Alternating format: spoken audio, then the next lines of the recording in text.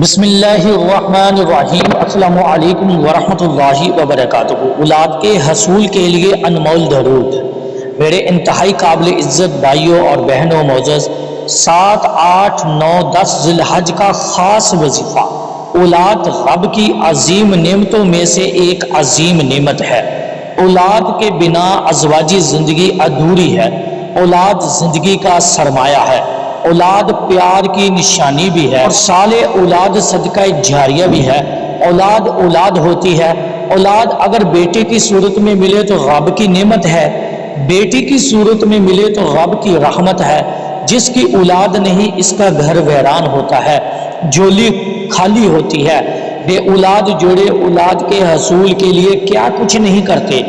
آج میں آپ کو ایک ایسا درود بتانے جا رہا ہوں، درود شریف کا ایسا وظیفہ بتا رہا ہوں جس سے انشاءاللہ بہت جلد آپ کی جھولی بھر جائے گی۔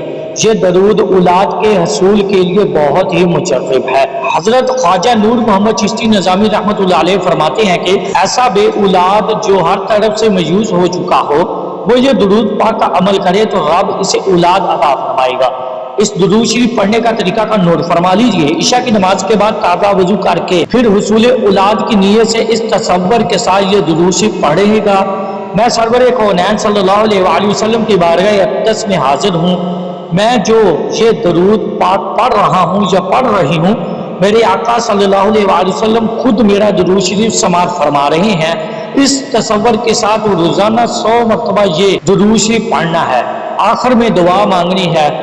دعا اس طرح مانگنی ہے کہ اے اللہ، میں تجھے تیرے حبیب صلی اللہ علیہ وآلہ وسلم کے حق ہونے کے وسیلے سے سوال کرتا ہوں، سوال کرتی ہوں، تو مجھے اولاد کی نعمت عطا فرما دے۔ یہ عمل آپ نے 7، 8، 9، 10 ذی الحج کو ضرور کرنا ہے اور کوشش کریں یہ عمل آپ کم سے کم 21 دن تک ضرور کریں۔